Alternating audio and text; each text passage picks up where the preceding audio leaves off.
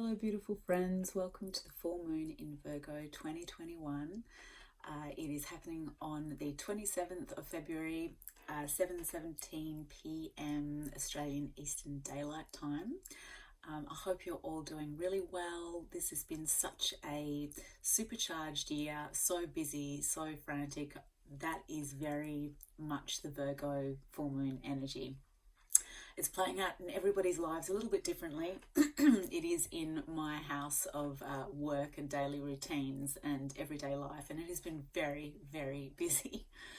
So I hope that this full moon gives you all a chance as well to really sink into the Piscean flavour that this full moon is bringing us. Pisces and Virgo are on the same axis with each other, and the Pisces sun is illuminating the Virgo full moon.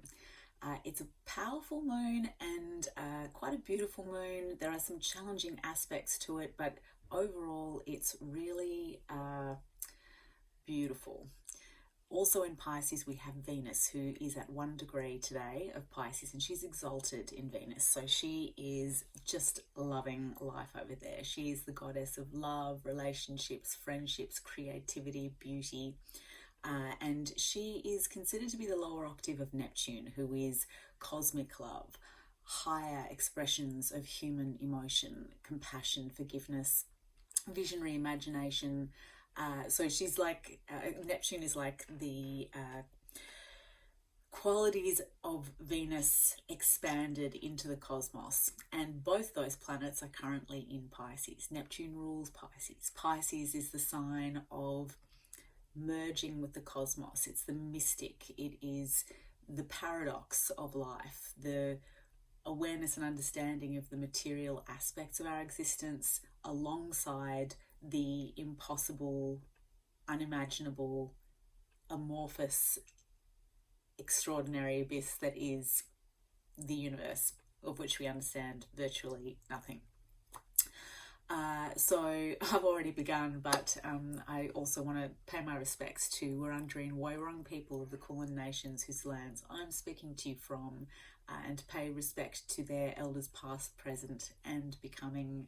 Their lands were stolen and never ceded, and yeah, I pay my big respect. This is also a moon in which, you know, Virgo is really about paying attention to what needs improvement. And we have all been very focused this year so far on this Aquarian energy of visioning for the future. What do we want for our own lives? How do we want the world to improve? And so there is this, you know, a strong natural symbiosis with that Aquarian desire for change and the Virgo focus on detail and improvement in systems and efficiency and the ways that we go about doing things. The thing we have to be careful of with Virgo energy is overcriticality. You know, Virgo is a critical thinker. She's ruled by Mercury, and Virgo is not associated with the sexual virgin. It's really more closely aligned with this idea of the pure and unpolluted, most authentic expression of something.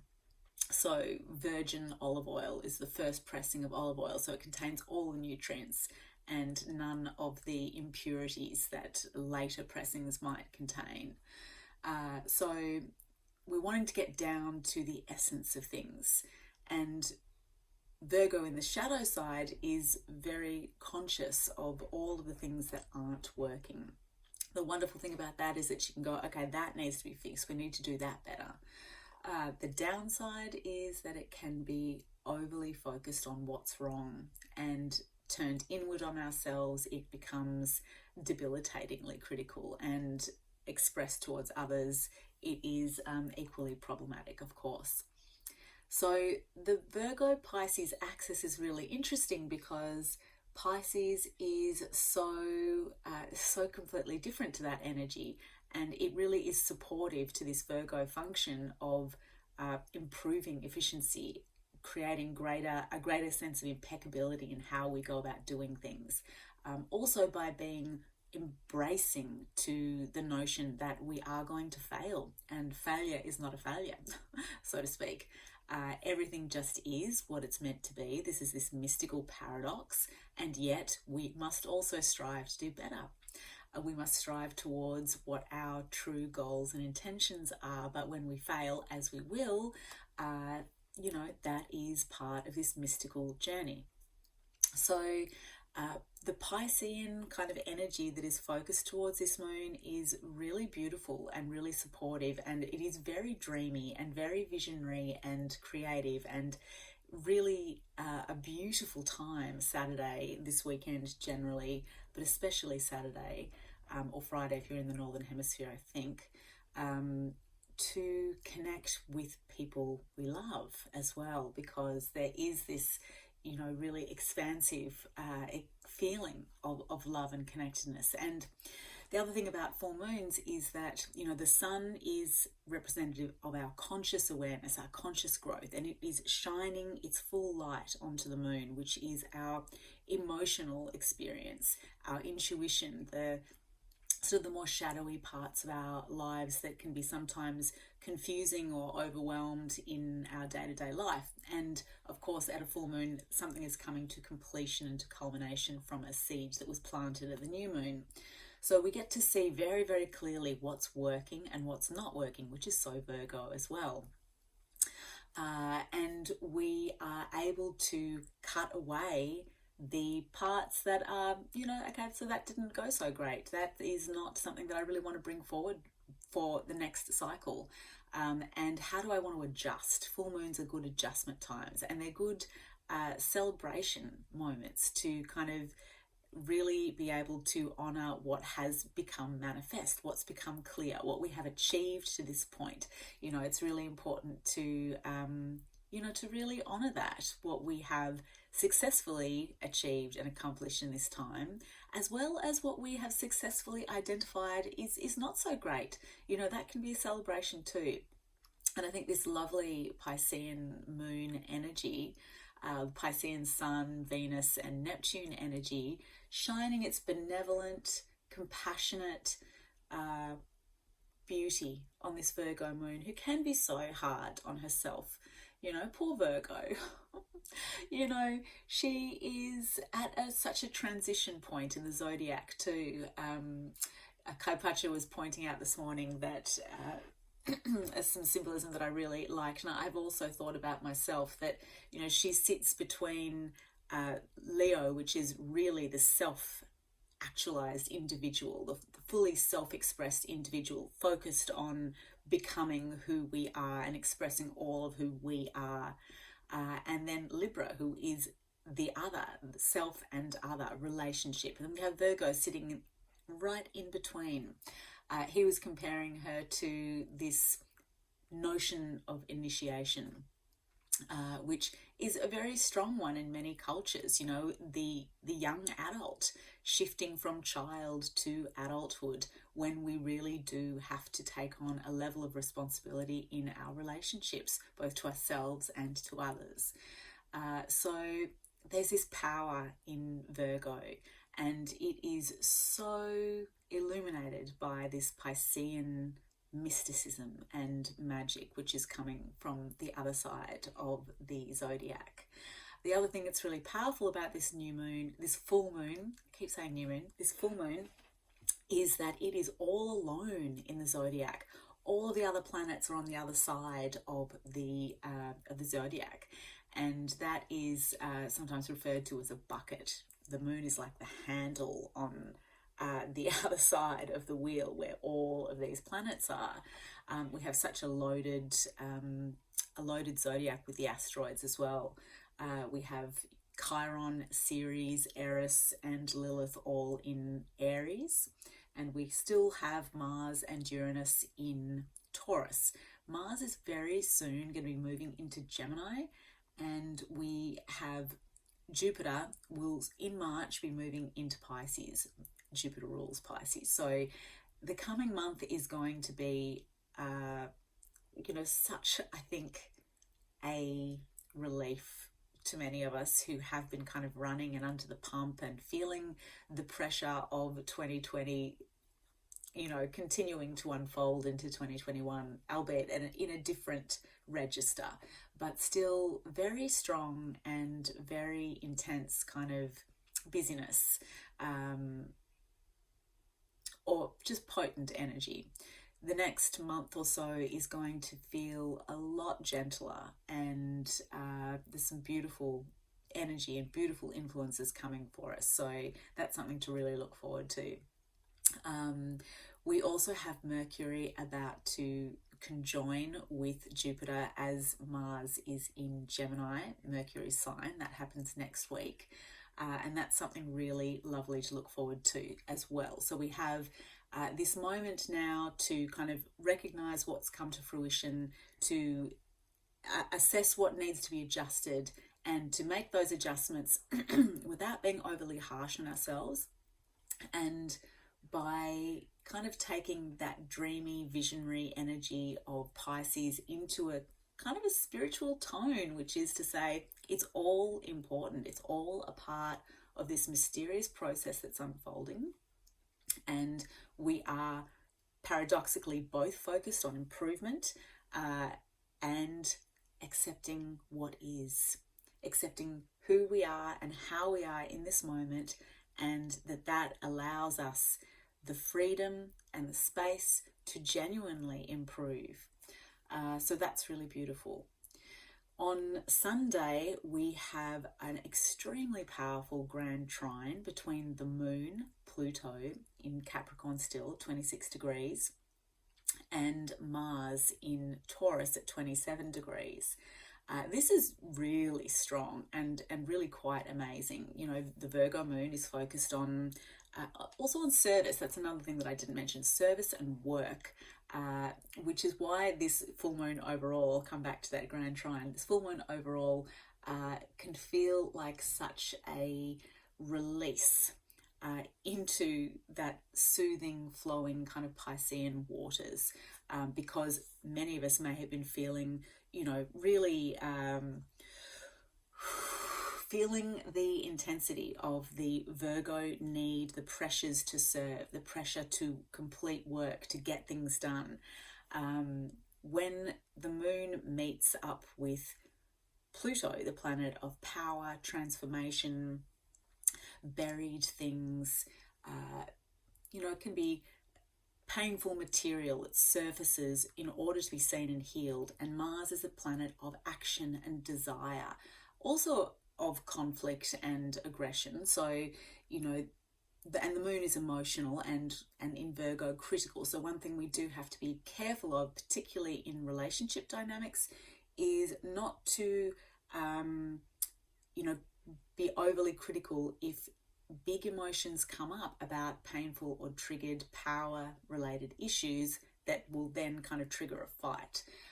What the possibility is, especially with this beautiful full moon energy and all of that influence from Piscean planets, from Venus, who is so focused on love and kindness and generosity and diplomacy, and Neptune, who is the higher consciousness of compassion and forgiveness.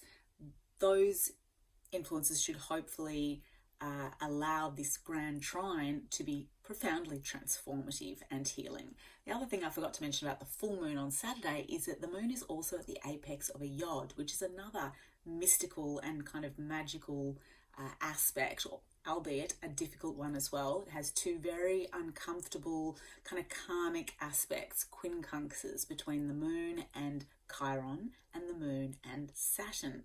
So Chiron is the wounded healer, and Saturn is the god of order and discipline and reality, and the means by which we evolve and mature through difficulty and hardship and obstacles. So something again is coming to light. That reflective moon is showing us where the wounds and the discipline and the maturity and the growth and the struggles are creating some kind of possibility for deep improvement that has a really kind of mystical and divine quality about it. Yods have a divine kind of feeling, a divine influence.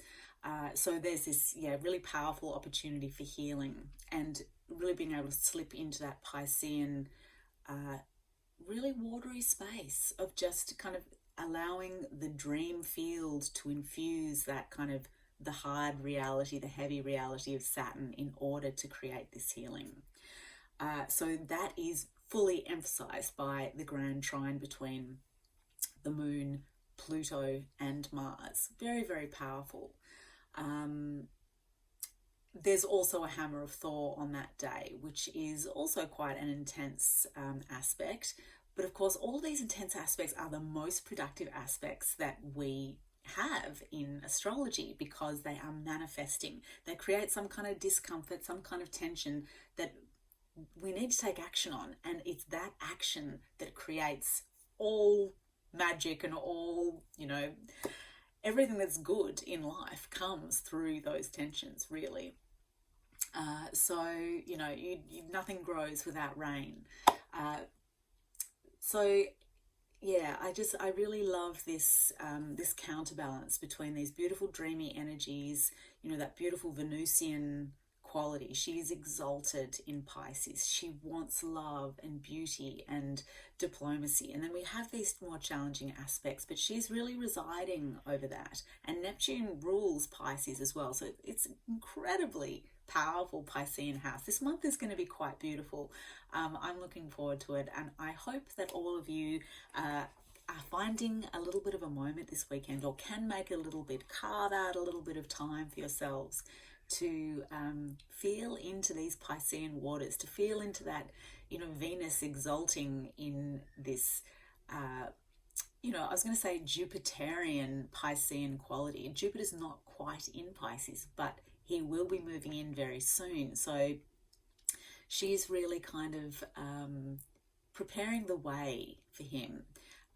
But she brings her own magic as well. And with Neptune, it's so delicious and visionary and creative and beautiful.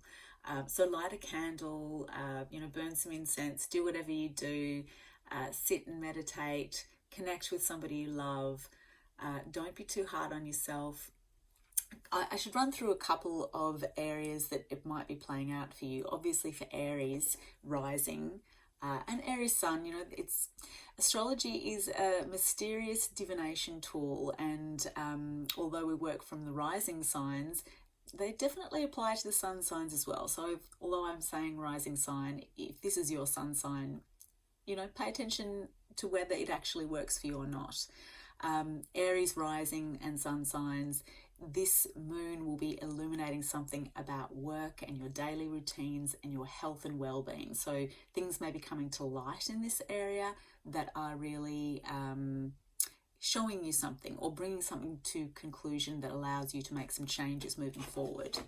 Taurus, this is happening in your house of pleasure, joy, children, romance. So you may be finding ways of adjusting your daily routines to include more joy and more pleasure and creativity, carving out some space in the daily rituals of your life to enjoy pleasures, to make your life more delicious. You do enjoy, Virgo-oriented sort of organization, so there's a good chance you do. So you might want to think about how you can organize your life to make it more playful and to create more pleasure and play in your life. Geminis, you're going to be experiencing this in your fourth house of family. So this is a time to connect with the people you love in your family and to think about how things could be perhaps a little bit better, and how you can infuse those relationships with more love and more beauty and compassion and forgiveness, and in what ways we can organize and shift and improve those dynamics to create some really powerful growth.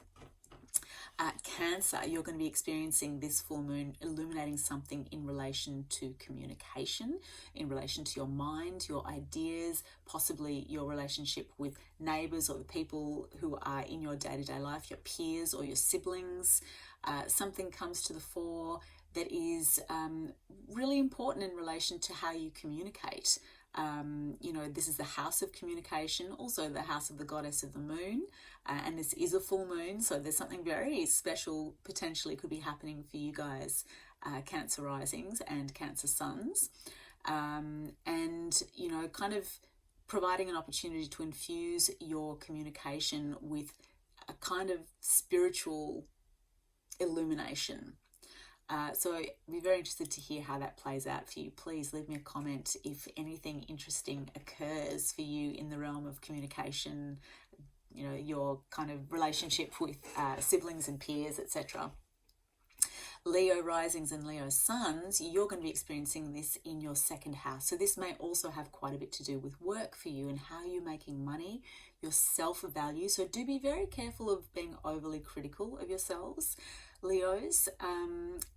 And at the same time, there is this, you know, extra emphasis on self-improvement that could really be quite magical, and really help you see where things could be improved and expanded and made more efficient and more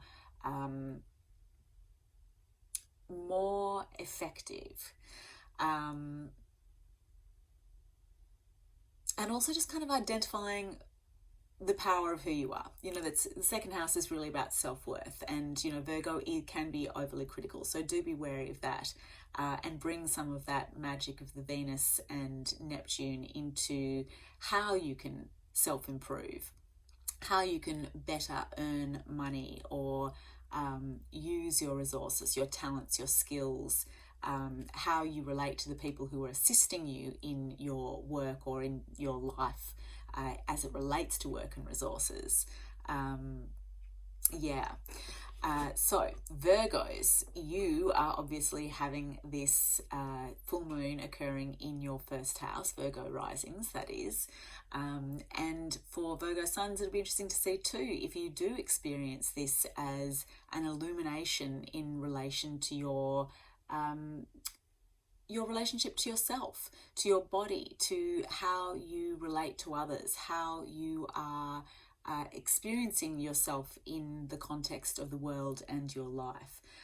What is being illuminated through your relationships? How are they showing you? What are they showing you about yourself and about the dynamic tension between you and others? It's really beautiful. You have so much beautiful energy in your seventh house of relationships with Venus and Neptune there.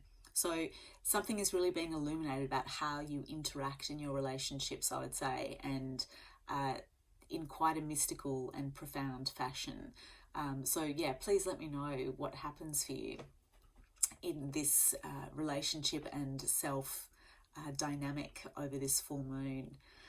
Libra rising and Libra suns, you have Virgo in your 12th house. So this is, you know, the place where we retreat to consider the karmic business that we have been involved in order to transmute it and to move to a next phase. This is the house traditionally associated with Pisces, and so it's in the reverse for you.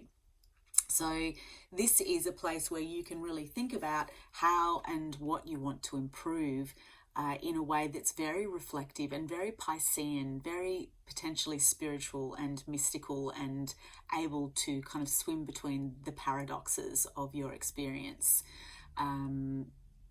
Be wary again of being overly critical. The 12th house can be hidden things, and so, you know, that hidden voice that is very critical, you know, we don't want to give that any energy.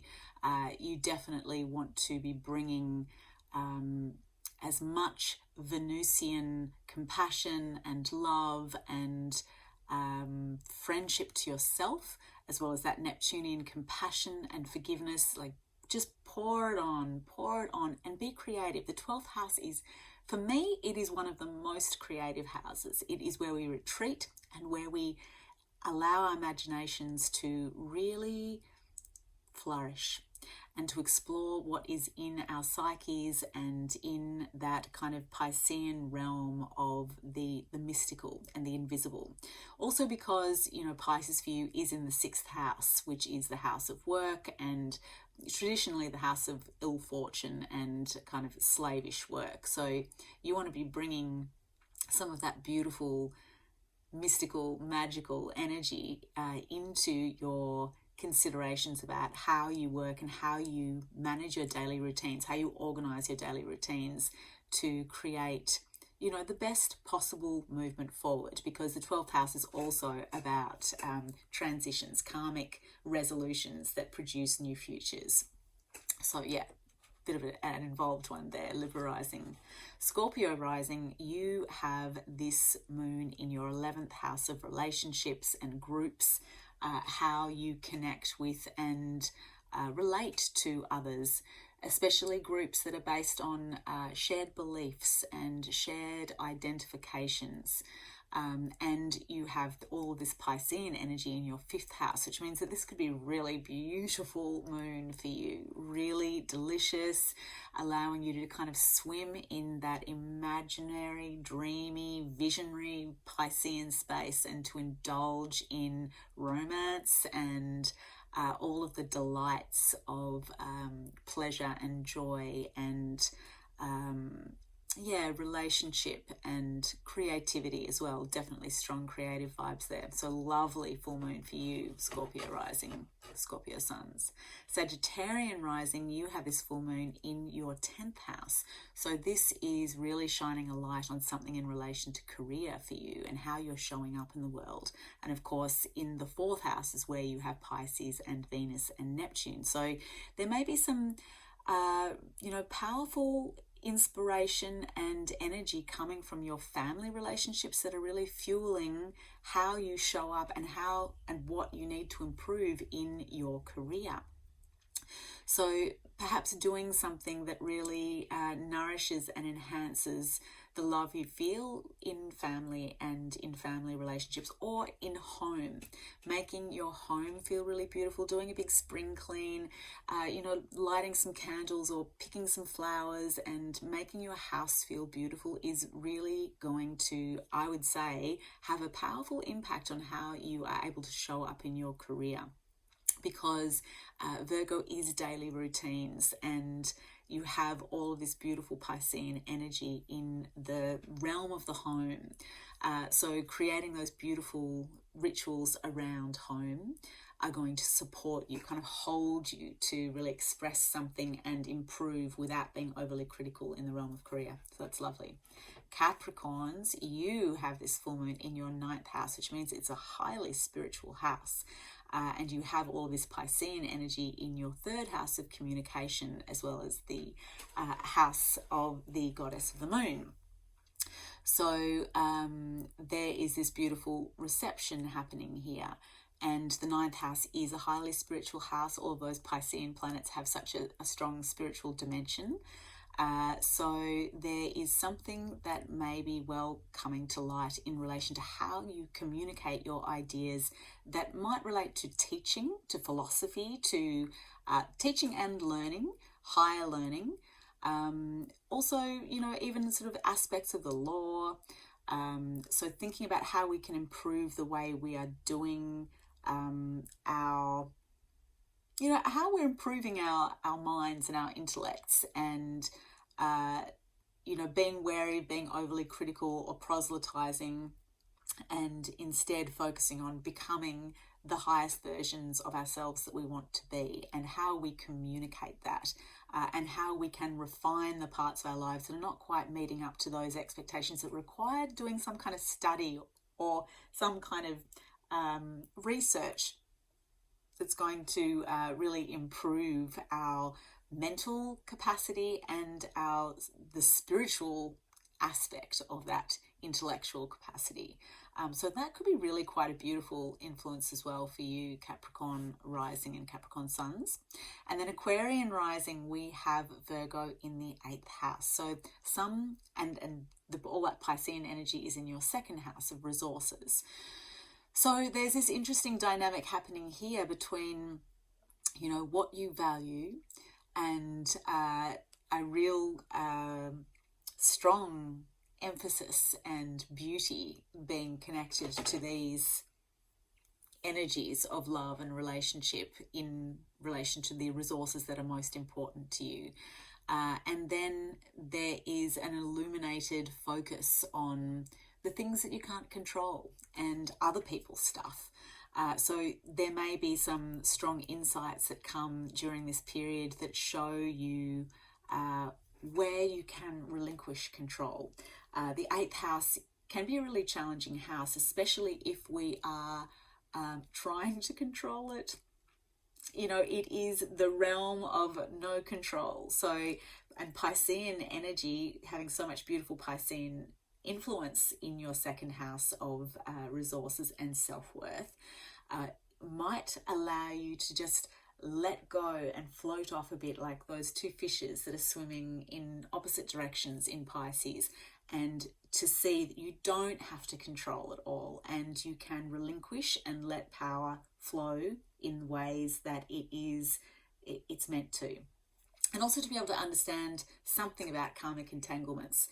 Also perhaps what you might receive from others as well. So that's an interesting one. I'd love to hear what's happening for you, Aquarians.